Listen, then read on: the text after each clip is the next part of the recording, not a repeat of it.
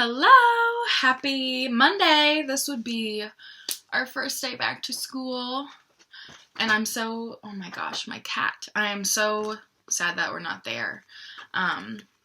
And I know I didn't post a video on Saturday or Sunday, and I'm sorry. I just kind of took the weekend to spend time with my family and get a lot of cleaning done and not a lot of fun stuff. But I'm back, and I will post one every day, Monday through Friday for sure this week. I'll try to do a Saturday one. But guys, I have been so productive this morning. That means I've gotten a lot done. I woke up super early. I don't know why. Super early, and I'm on my second cup of coffee for the day. But I did a bunch of laundry. I put a whole bunch of clothes away, and my dad's going to come over today and hang up some stuff for me, like some new curtains and put my TV on the wall. So that's what's going on with me. My mom's off work today, so we're just kind of hanging out together. She just went to the store. Scary, but yeah, enough about me. I'll get to the story now.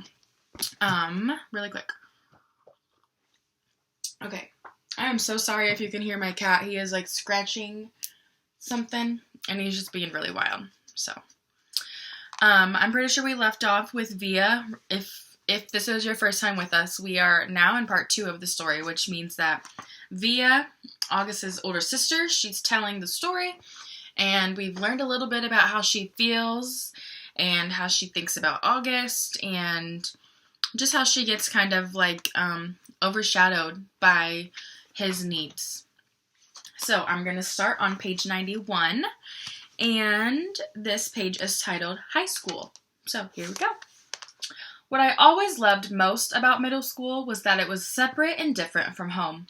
I could go there and be Olivia Pullman, not Via, which is my name at home. Via was what they called me in elementary school, too. Back then, everyone knew all about us, of course. Mom used to pick me up after school, and August was always in the stroller. There weren't a lot of people who were equipped to babysit for Augie, so Mom and Dad brought him to all my class plays and concerts and recitals, all the school functions, the bake sales, and the book fairs. My friends knew him. My friends' parents knew him. My teachers knew him. The janitor knew him. "Hey, how you doing, Augie?" he'd always say, and give August a high five. That reminds me of Mr. Bob. August was something of a fixture at PS 22. I'm guessing PS 22 is her school. Maybe it was Public School 22 or something like that. But in middle school, a lot of people didn't know about August. My old friends did, of course, but my new friends didn't. Or if they knew, it wasn't necessarily the first thing they knew about me. Maybe it was the second or third thing they'd hear about me. Olivia? Yeah, she's nice. Did you hear she has a brother who's deformed? I always hated that word, but I knew it was how people described Augie. And I knew those kinds of conversations probably happened all the time out of earshot. Every time I left the room at a party or bumped into groups of friends at the pizza place. And that's okay. I'm always going to be the sister of a kid with a birth defect. That's not the issue. I just don't always want to be defined that way. The best thing about high school is that hardly anybody knows me at all. Except Miranda and Ella, of course. They know not to go around talking about it. Miranda and Ella and I have known each other since the first grade. What's so nice is we never have to explain things to one another. When I decided I wanted them to call me Olivia instead of Via, they got it without me having to explain. They've known August since he was a little baby. When we were little, our favorite thing to do was play dress up with Augie. Load him up with feather boas and big hats and Hannah Montana wigs. He used to love it, of course, and we thought he was adorably cute in his own way. Ella said he reminded her of E.T. She didn't say this to be mean, of course, though maybe it was a little bit mean. The truth is, there's a scene in the movie when Drew Barrymore dresses E.T. in a blonde wig. And that was a ringer. And that was a ringer for Augie in our Miley Cyrus heyday. Sorry, I'm messing up some of these words. Throughout middle school, Miranda and Ella and I were pretty much our own little group. Somewhere between super popular and well-liked. Not brainy, not jocks, not rich, not druggies, not mean, not goody-goody, not huge, not flat. I don't know if the three of us found each other because we were so alike in so many ways, or that because we found each other, we've become so alike in so many ways.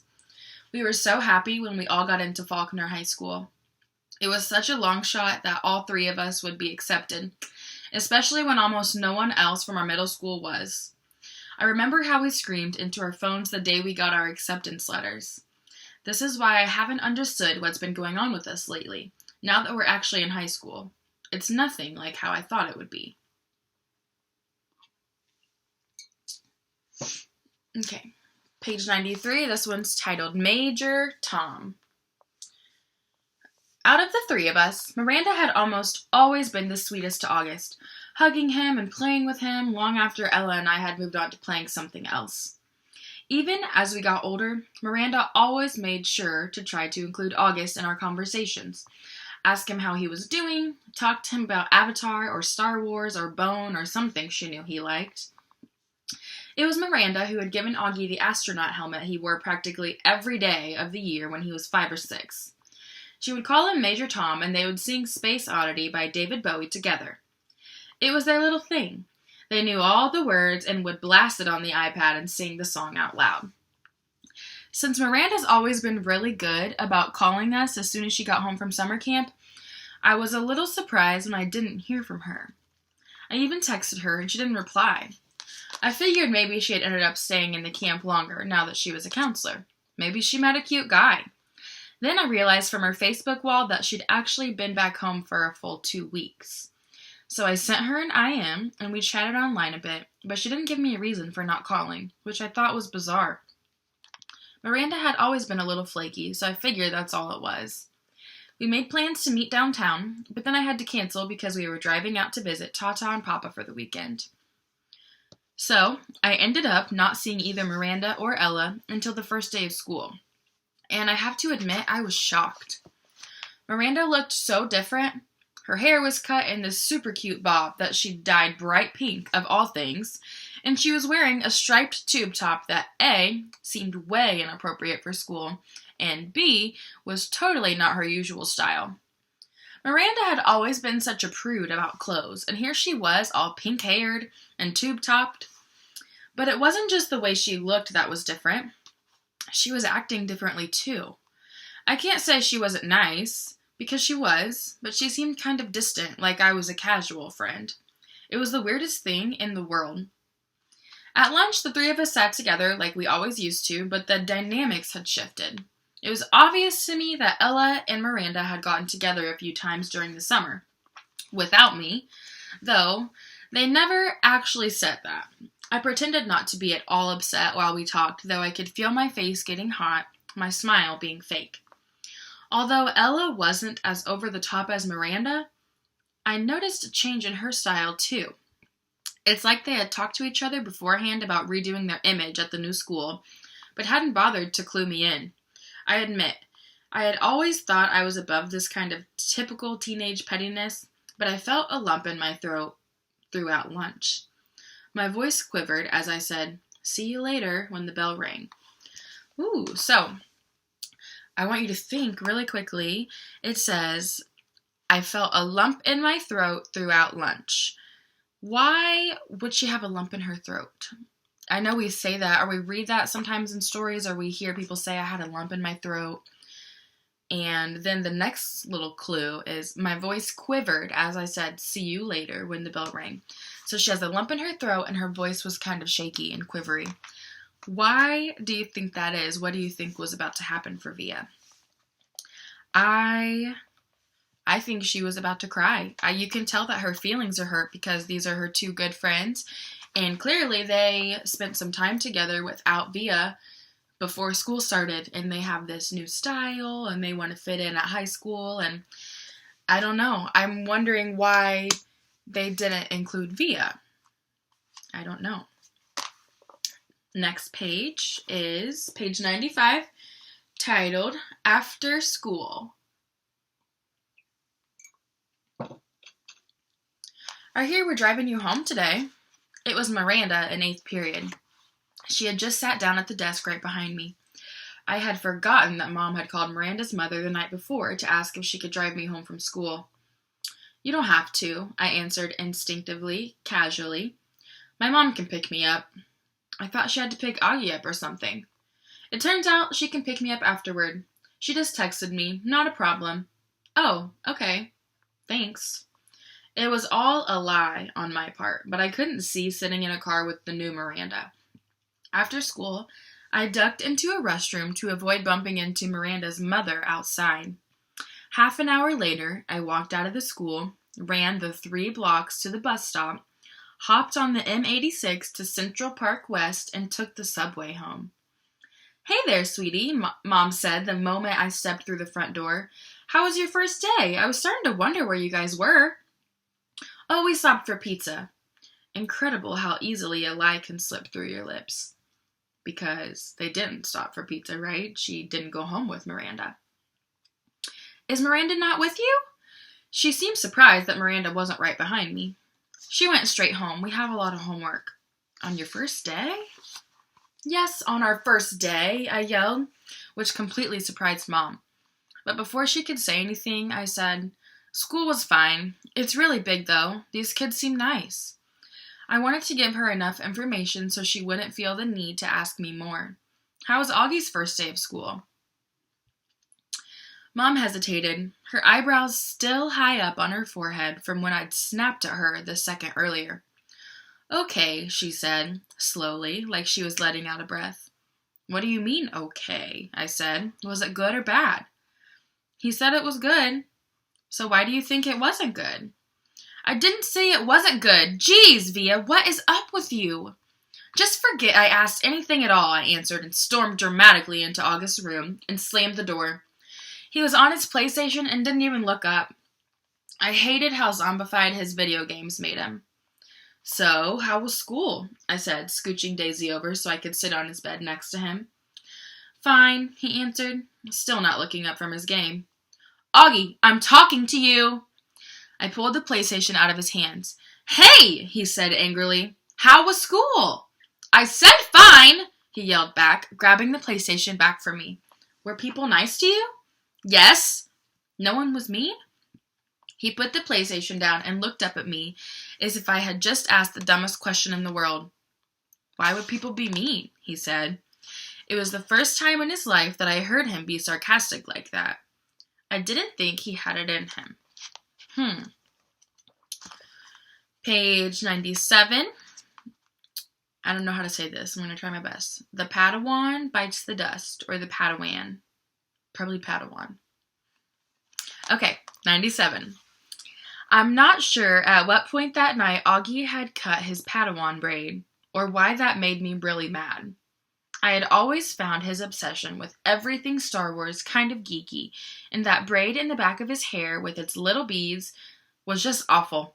But he had always been so proud of it, of how long it took him to grow it, of how he had been chosen, or how he had chosen the beads himself in a craft store in Soho. He and Christopher, his best friend, used to play the lightsabers and Star Wars stuff whenever they got together, and they had both started growing their braids at the same time. When August cut his braid off that night, without an explanation, without telling me beforehand, which was surprising, or even calling Christopher, I was just so upset I can't even explain why. I've seen Augie brushing his hair in the bathroom mirror. He meticulously tries to get every hair in place. He tilts his head to look at himself from different angles like there's some magic perspective inside the mirror that could change the dimensions of his face. Mom knocked on my door after dinner.